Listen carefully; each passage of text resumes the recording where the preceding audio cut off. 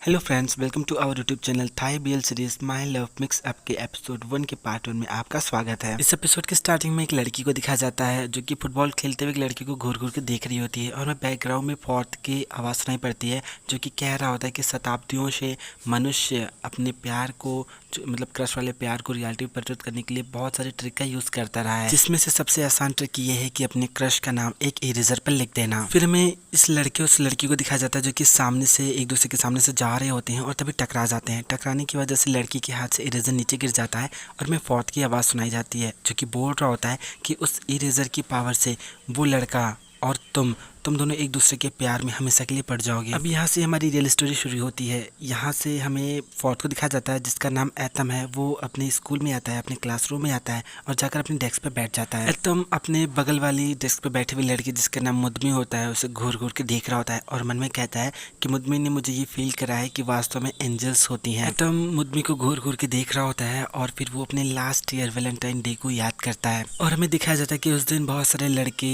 मतलब लड़कियों को प्रपोज कर रहे होते हैं और ये सब कुछ देख के यहाँ पे एटम बहुत ज़्यादा परेशान हो रहा था, बहुत ज़्यादा इरिटेट हो रहा होता है।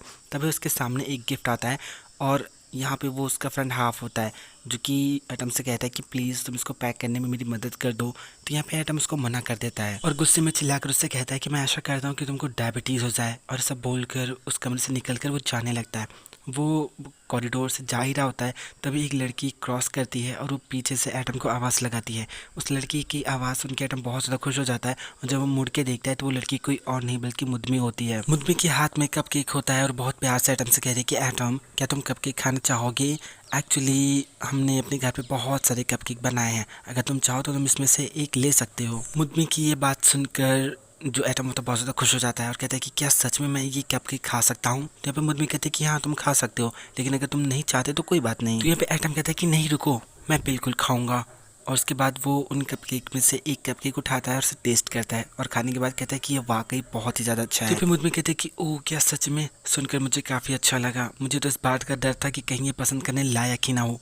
तो यहाँ पर जो एटम होता है वो मन में सोचता है कि ये सच में बहुत ज़्यादा पसंद करने के लायक है। फिर हमें प्रेजेंट का सीन दिखाया जाता है जहाँ पे जो एटम होता है वो घूर घूर के मुदमी को देख रहा होता है और मन में सोचता है कि अगर मैं अपने क्रश का नाम इरेजर पे लिखूं तो शायद उस इरेजर में इतनी पावर आ जाए कि वो मुझे और मुदमी को एक दूसरे से बांध दे। फिर हमें यहाँ पर एटम के ख्याली पुलाव वाले बहुत ज़्यादा हसीन हसीन और रोमांटिक सपने दिखाए जाते हैं जहाँ पे वो मुदमी को फ्लावर दे रहा होता है, मुदमी उसको गिफ्ट दे रही होती है और यहाँ पर ये जो एटम होता है मुदमी को अपने साइकिल पे घुमा रहा होता है और मोमेंट्स क्रिएट कर रहा होता है। और हमें वो सीन भी दिखाया जाता है जहाँ पे ये जो एटम है वो मुदमी को किस करने वाला होता है। फिर हमें प्रेजेंट का सीन दिखाया जाता है जहाँ पे एटम ये सब चीज़ें सोच रहा होता है। तभी क्लास में टीचर एंटर करता है और कहता है कि बच्चों तुम सब लोग जल्दी से अपनी किताबें अंदर रख लो, आज सरप्राइज क्विज टेस्ट है। फिर हमें यहाँ पे एटम को दिखाया जाता है जो कि अपने बैग में बहुत ज़्यादा बेसब्री से इरेजर ढूंढ रहा होता है, लेकिन उसको उसके बैग में कहीं पर भी इरेजर नहीं मिलता जिससे वो बहुत ज़्यादा परेशान हो जाता है। फिर वो अपने फ्रेंड हाफ को आवाज़ लगाता है, कहता है कि हाफ क्या तुम्हारे पास इरेजर है? तो यहाँ पे हाफ उससे कहता है कि मेरे पास एक ही इरेजर है, तुम अपनी फिंगर का यूज़ करके अपना लिखा हुआ मिटा सकते हो।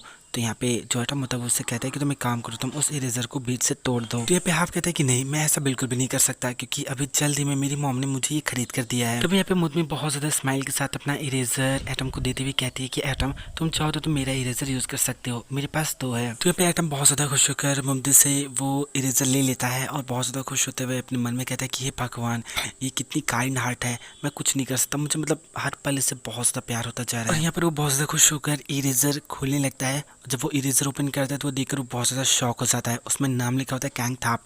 ये देखकर तो उसकी सांसें ऊपर नीचे होने लगती हैं।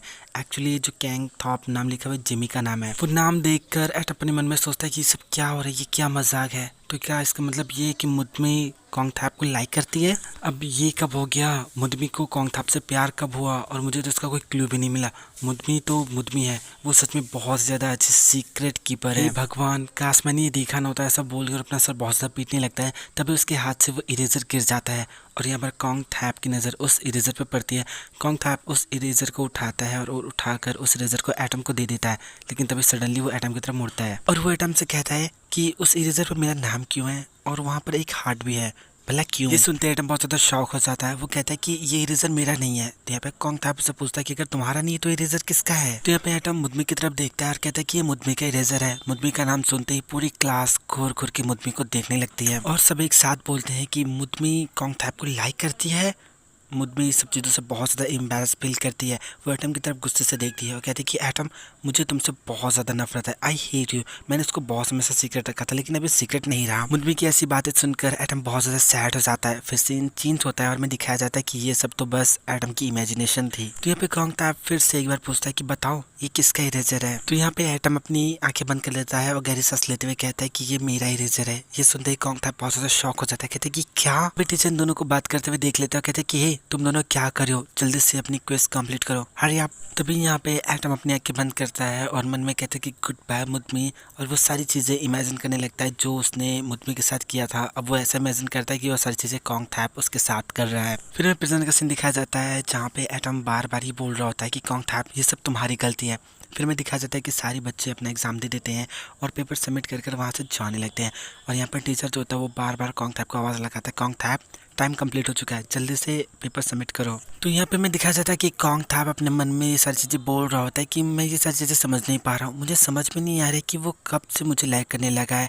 लास्ट बार जब ने बातें की थी तब। फिर मैं उस टाइम का सीन दिखाया जाता है जहाँ पे एटम कॉन्गटैप को आवाज़ लगाता है। कहता है कि कॉन्गटैप, क्या मैं तुम्हारा मैथ का होमवर्क कॉपी कर सकता हूँ, क्योंकि टीचर ने जो कुछ पढ़ाया था उसमें से मुझे कुछ समझ में नहीं आया है। जहाँ पे कॉन्गटैप कहता है कि हाँ बिल्कुल तुम कॉपी कर सकते हो। फिर मैं प्रेजेंट का सीन दिखाया जाता है जहाँ पे कॉन्गटैप सोचता है कि और हाँ, और उसके अगले दिन भी, और फिर मैं दिखाया जाता है कि उसके अगले दिन भी एटम कुछ ना कुछ उससे मांग रहा होता है, नोट्स, असाइनमेंट और कुछ ना कुछ कॉपी करने के लिए बोल रहा होता है। और ये सारी चीज़ें बहुत ज़्यादा चल रही होती हैं। फिर हमें प्रेजेंट का सीन दिखाया जाता है जहाँ पे कॉन्गटैप मन में ये सोच रहा होता है कि तो इसका मतलब ये है कि मेरी नोट्स मांगना तो बस एक बहाना था, एक्चुअली में वो मुझ पे लाइन मार रहा था, मुझे पटाने की कोशिश कर रहा था, और मैं हूँ कि मैंने ये सारी चीज़ें कभी नोटिस ही नहीं की। नेक्स्ट सीन हमें एटम को बालकनी में खड़े हुए उस रिजर को घूरते हुए दिखाया जाता है। तभी यहाँ पे अचानक से मुदमी आती है और उससे आवाज़ लगाती है। अचानक से मुदमी के आने से वो बहुत ज़्यादा शॉक हो जाता है, घबरा जाता है। तो यहाँ पे मुदमी उससे कहती है कि एटम, मेरा इरेजर, मैं अपना इरेजर वापस लेने आई हूँ। तो यहाँ पे एटम कहता है कि ओह हाँ हाँ, ये लो अपना इरेजर, मैं ज़रा बाथरूम होकर आता हूँ। तभी यहाँ पे मुदमी एटम को रोकती है, कहते कि रुको